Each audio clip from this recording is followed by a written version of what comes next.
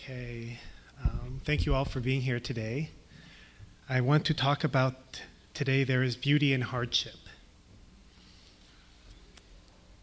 Normally, I don't really spend a lot of time talking about current events from the pulpit.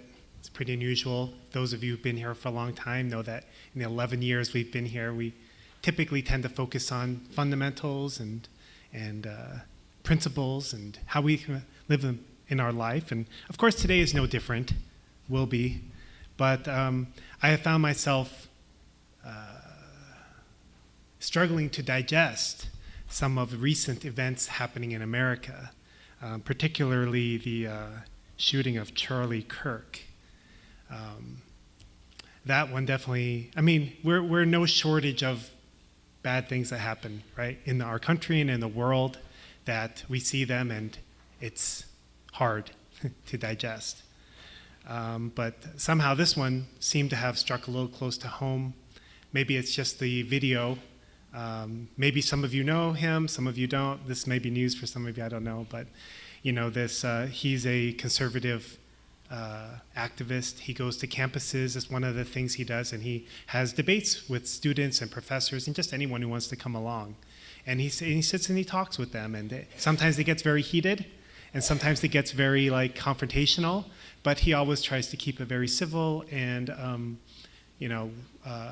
give opportunity for open dialogue. And I always felt that was good because, whether you agree or not, with people is not the question. You're never going to agree with everybody on anything. Even me and my wife, who've been together for 20 years, we don't agree on everything. Fundamentally, we're not always going to agree on stuff. But it's important to be brave enough to sit down with people you don't agree with and talk about stuff in a respectful way. But the reality is it's really hard to do. Certain hot topic issues, hot button, what's the word? Hot pockets. Hot button issues, right? Thank you, Andrew. Adonia and I were just having a conversation yesterday about how we need to stop buying Hot Pockets. That's kind of funny that you brought that up. They're so bad for you. Thank you. I got to remember that when I have to, if I don't remember a term, someone's just going to interject something that I may not want to say. Hot topic, hot button issues, whatever. And it can be hard to talk about those things because there's a lot of emotion involved sometimes. People have a lot of, passion around some of these topics. And so even though generally as a group, as a society, we agree we should have these discussions and it's good to talk, it's not easy to do. And I think we tend to gravitate towards those who have relatively similar beliefs and opinions and perspectives that we do. Which also not bad, but to find a balance. And, I found, when I saw the video of him sitting in that tent and having conversations with people, and then somebody, then getting shot and dying, I don't know. A part of me felt that was really, something shocked me very deeply. And I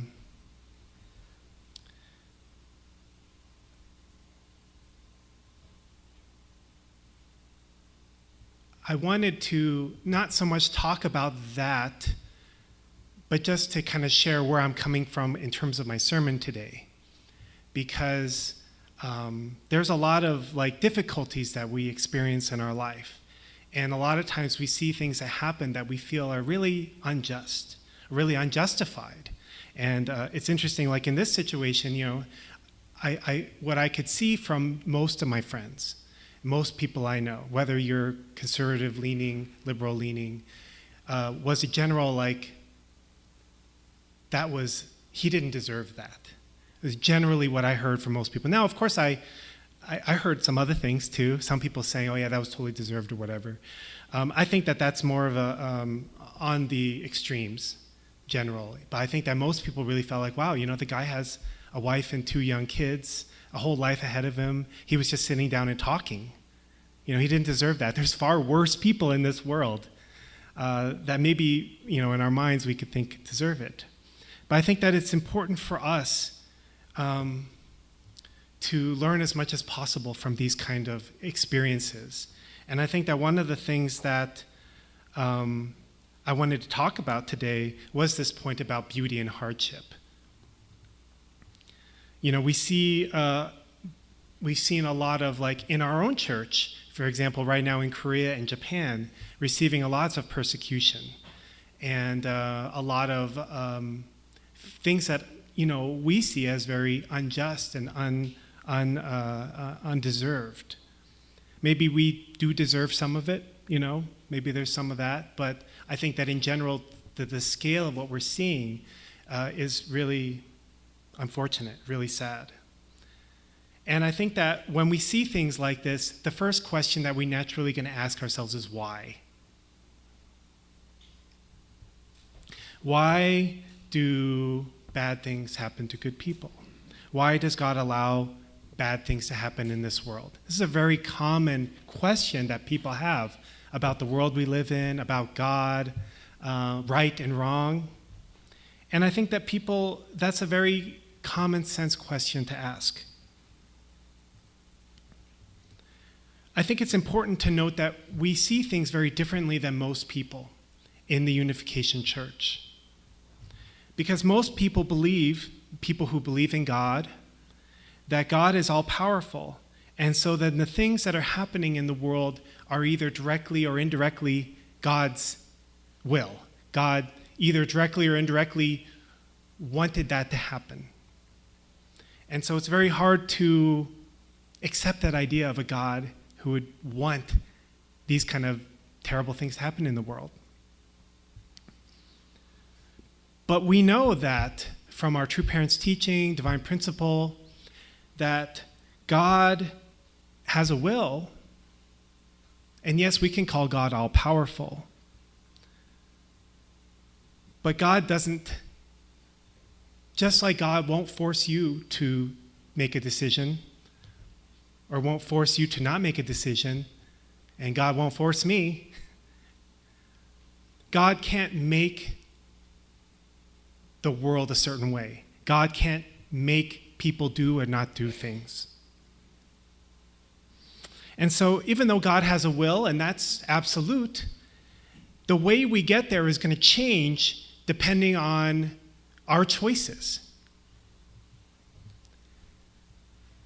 The way we get there is going to be different depending on what we do and what other people in the world do. And all we have to do to understand this point is to just look in the Bible and to just see the story of Moses and the journey that the Israelites took through the desert. And, God was leading them to Canaan, and they could have gotten there in a few weeks. But instead it took them forever because things kept coming up. Israelites kept changing their hearts, becoming ungrateful, and God ended up taking them a long, long meandering course.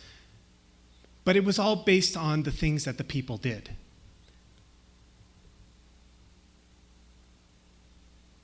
So in the same way, we look at the life of Jesus. And most people believe that Jesus was supposed to go to the cross.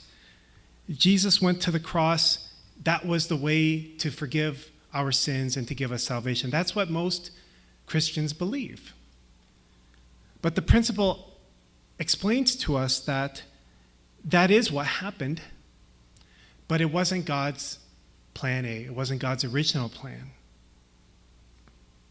It wasn't God's plan to see Jesus suffer and go the way of the cross and be rejected by the people and be betrayed by his own closest followers. Even though it wasn't God's plan A, God still used the situation. God did something powerful despite the situation. And that's something that's important for us to keep in mind for our own lives. Things aren't, just because things don't work out the way we would like for them to work out, it doesn't mean that that was God's will. It doesn't even mean that it should have happened that way, but it also doesn't mean that we should just get discouraged and give up. The principle talks a little bit about this point, about Jesus, so I'm just going to read that real quick. God had personally been guiding his beloved chosen people until the time Jesus appeared as the Messiah. Yet, from the moment they turned against his only begotten Son, God tearfully had to turn his back and allow Satan to lay claim to them. Nonetheless, God's purpose in sending the Messiah was to save the Jewish people and all of humanity. God was determined to save humankind, even though it meant delivering Jesus into the hands of Satan. Satan, on the other hand, was fixed on killing one man, Jesus Christ, even though he might have to hand back all of humanity, including the Jewish people, to God. Satan knew that the primary goal of God's 4,000-year providence of restoration was to send the Messiah. He thought that by killing the Messiah, he could destroy the entire providence of God. In the end, God handed over Jesus to Satan as the condition of indemnity to save all humankind, including the Jewish people who had turned against Jesus and fallen into Satan's realm. Satan exercised his maximum power to crucify Jesus, thereby attaining the goal he had sought throughout the 4,000-year course of history. On the other hand, by delivering Jesus to Satan, God set up as compensation the condition to save sinful humanity. How did God achieve this? Because Satan had already exercised his maximum power in killing Jesus. According to the principle of restoration through indemnity, God was entitled to exercise his maximum power. While Satan uses his power to kill, God uses his power to bring the dead to life. As compensation for Satan's exercise of his maximum power in killing Jesus, God exercised his maximum power and resurrected Jesus. God thus opened the way for all humanity to be engrafted with the resurrected Jesus and thereby receive salvation and rebirth. And another good example I wanted to share is from the Bible. This is from Genesis. This is from the story of Joseph. And as a reminder, Joseph was one of many brothers and a son of Jacob. And these brothers almost killed him, but then they actually ended up selling him as a slave. And so Joseph ended up becoming a slave in Egypt and ended up rising up to a very high level because he had the ability to interpret dreams. And this is later on, after their father died, and the brothers are trying to figure out what's going to happen now.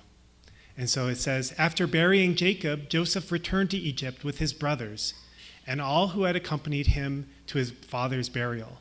But now that their father was dead, Joseph's brothers became fearful.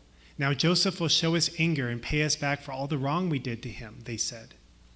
So they sent this message to Joseph. Before your father died, he instructed us to say to you, please forgive your brothers for the great wrong they did to you, for their sin in treating you so cruelly. So we, the servants of the God of your father, beg you to forgive our sin. When Joseph received the message, he broke down and wept. I didn't notice this before, but as I was reading this, I realized it doesn't actually say that Joseph actually conveyed the message, or Jacob actually conveyed the message. It kind of sounds like they made it up. They're like, oh man, we got to do something. Well, let's just say that our father said to forgive us. They're not very morally good people, I think. But they were the ones who sold Joseph as a slave to begin with. So somehow Joseph has the heart to receive them. He said, he broke down and wept, and his brothers came and threw themselves down before Joseph. Look, we are your slaves, they said. But Joseph replied, do not be afraid of me. Am I God that I can punish you? You intended to harm me, but God intended it all for good. He brought me to this position so I could save the lives of many people. No, don't be afraid. I will continue to take care of you and your children. So he reassured them by speaking kindly to them. You know, there's many stories like this that are very touching in the Bible that talk about people being able to overcome their personal pain. I mean, he admits, you intended to harm me. Where is that? You intended to harm me.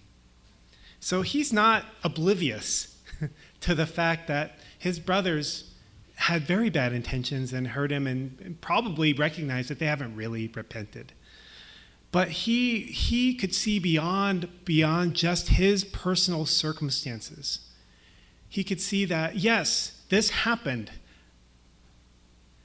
but God used it for something great. And he could see that, because of this happened, and I was in Egypt, and I could become an advisor to the king, the Pharaoh or whatever, I could save many lives. And it was actually his family, his brothers and everything, coming to Egypt, if I know correctly, which I'm not really an expert, but my understanding is this is the way of the Israelites started from there in Egypt. So God used it for something good. Was it the way God would have wanted it to go? I doubt that. It's awful life experience. And he had all the right to be bitter and resentful to his brothers, to God. But he chose somehow to be able to see beyond that and see what God was doing through those situations. And we see time and time again, not just in the story of Jesus, God being able to do this, but in many, many, many circumstances, God taking a bad situation that was not his plan A and doing something greater with it. Frankly speaking, God doesn't have a choice. Even God can't make everything go the way he wants it to go. So he has to work with what is given to him. He has to work with the product of our decisions, good or bad, constructive or destructive. That's what God has to work with. I'm sure that God would not like to see, his children, those who are trying to do his will, living a faithful life, being persecuted, martyred, ostracized. But God uses the conditions made by the faithful and the good to further his will. And I think that's an important thing for us to take away in our own lives. In reality, if you look at your own life, you may recognize that it's not the times of bounty and plenty, in terms of the Bible usage, right? It's not times when the times are good, when things are going our way, when our bank accounts are overflowing with money, and our children are doing everything we've ever asked them to do, and we're so in love with our spouse, and life is good. You've just had an amazing meal over and over and over again, never stops getting better. I don't know. What does life looking good to you look like? I don't know. I'm just trying to come up with some different examples. Maybe some things in my own, for me, that I would like. It's not in these times. These are not often the times that we find most meaningful in our life. It's often the times where we are in crisis, where we need help, where we reach out to the people around us and we seek for their support and deeper connection, where we reach out to God and say, God, where are you? And we discover our relationship with God that's deeper than the one we had. These come in times of trials. These come in times of difficulty.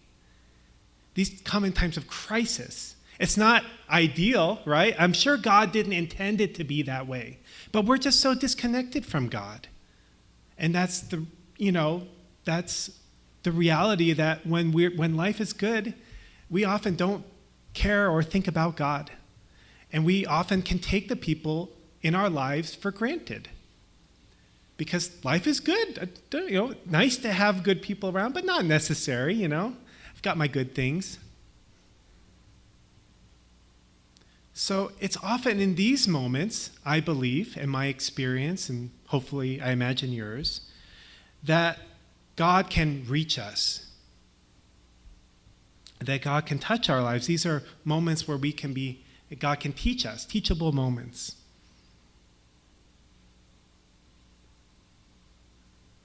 And I find also that even in relationships with other people, my children, it's oftentimes these moments of questioning, of difficulty, of doubt, of like things don't make sense anymore. And we have an opportunity to like impact each other's lives in a new way, in a deeper way, and grow closer in relationship. That being said,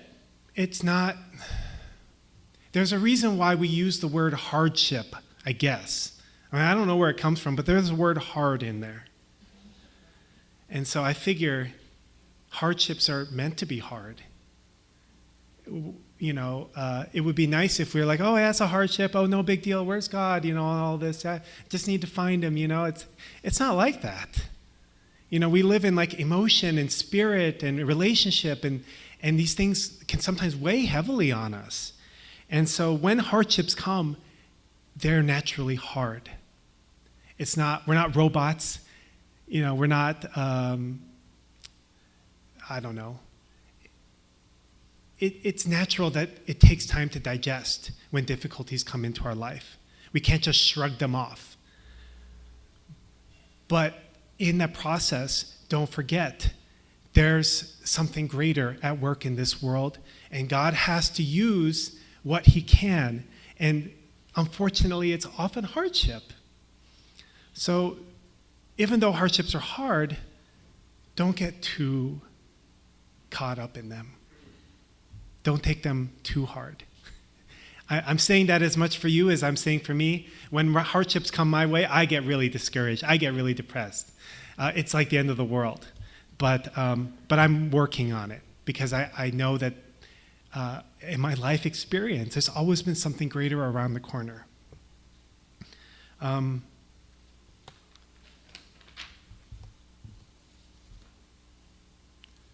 number of years ago, some of you were here for this and some of you weren't, but a number of years ago, we had a member of this church that gave us a really difficult time. It was a very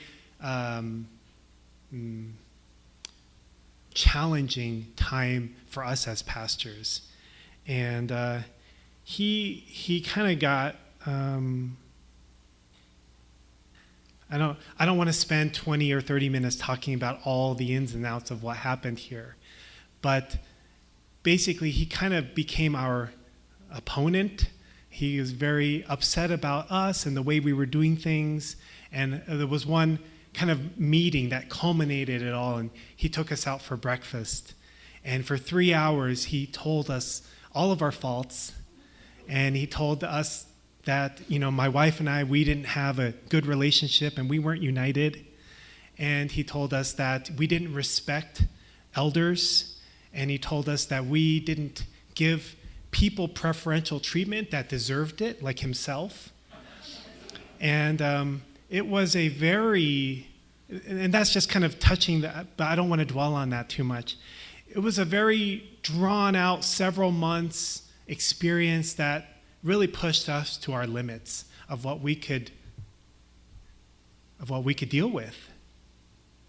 How do we embrace this person and not, chase him away? Because we don't want to do that to anybody in the church. But this is very uncomfortable for us and very, I think, unhealthy in general. And he's not right. There was that too. Although there was certain things that we were like, okay, maybe we can learn and grow from that. Maybe there's some truth in that. We tried to take it with I'm going to say it wrong again. Grain of salt. Thank you. I keep thinking it's sand, but I just don't. It's one of those. All right, Andrew, you be on call, okay? Salty Hot Pockets. Thank you. It sounds awful. That was a very difficult experience for us. And I had a lot of phone calls. What's going on? And at one point he wanted to, he got in his mind that there was someone going to come in the church and was going to shoot at everybody. And so we needed an armed security detail at every entrance. Armed security detail, of which he wanted to be the head of it for life. Well, his words. And, people were calling us, I'm afraid to come to church, worried about this and that, and this guy's going to shoot up the, so, and we were like, what do we do? We're not trained for this. But we got through it, and we got a lot of support. And, at the time, it was a very God, why are we dealing with this? This is not what I signed up for. I don't like this. This is ridiculous. This is overboard. But after everything was kind of said and done, and he kind of went his own way later on. We look back on that experience, and actually, so many blessings came because of that experience. It brought our community closer together. We had very meaningful conversations. And I myself realized we're really lacking in some areas. We came into pastoring being we're just gonna learn as we go. And that worked for a while. But after a few years in this particular situation, it became very obvious that, that wasn't good enough. And we needed to dig a little bit deeper and uncover, understand what it really means to pastor a church, what it really means to grow a community, create a sense of community, deal with these kind of issues before they become massive, I guess, lack of a better word. Yeah. And so that's when I started reading Rick Warren. That's when I started studying church growth books and Turnaround Church. And there was a bunch of different things that I was reading at that time. And I really dived into it because I realized on a very deep level, we were poorly equipped. We just didn't have what we needed. And so out of that, we brought a lot of changes to the way we did things and the way we ran things in the whole community. And I don't know, for those of you who were around at that time, if it was terribly noticeable, I don't really know. But for us, it was like a complete game changer. And so, am I happy that happened even now? Not really. I could have done without that experience in my life. But am I grateful for it? Do I feel God's hand and God's blessing and God's love behind it? Yes, 100%, no doubt about it. I feel I don't think that was God's will, but God used it to help us to grow in a new way that we weren't aware that we even needed. So at the end of the day, it was a blessing for us. So going back to my title, there is beauty in hardship. Not always. Sometimes things are just hard. But many times, when we look back on things in the future, we see a different perspective. We see God was doing something through this experience that I just couldn't see for myself. And it helps us to have confidence that God has not abandoned you. God has not abandoned us. God has not abandoned this world. And God is working through the good and through the bad. So I'd like to finish with one final verse. Nope. Sorry. I didn't end up using that one. This is from Matthew. Blessed are those who are persecuted because of righteousness, for theirs is the kingdom of heaven. Blessed are you when people insult you, persecute you, and falsely say all kinds of evil against you because of me. Rejoice and be glad, because great is your reward in heaven, for in the same way they persecuted the prophets who were before you. That's my message. Please join me in prayer. Good morning, our dearest Heavenly Parent. We thank you, Heavenly Parent, and we repent because, Heavenly Parent, we often, when we are going through difficulties, we can't see you and your love and what you're trying to do. We just see the difficulty. We see the hardship in front of us. And it's hard to be grateful. It's hard to appreciate that you might be doing something, Heavenly Parent, and we can become very bitter and resentful sometimes. And I just pray, Heavenly Parent, that we can come to recognize that, sadly for you, that this is always the way that you have had to move your providence forward, move your will forward in this world, Heavenly Parent, through hardships, through setbacks, through difficulties, through things not going the way that you had hoped, Heavenly Parent. And I pray in Heavenly Parent that we can be humble to that reality, and to be humble to the fact that as much as you would like for our life to go more smoothly or more abundantly, there's going to be hardships at times. But you are working through those hardships, and you are trying to reach us through those hardships and those difficulties, Heavenly Parent. Your love and your presence is right around the corner. So I just pray that we cannot be discouraged,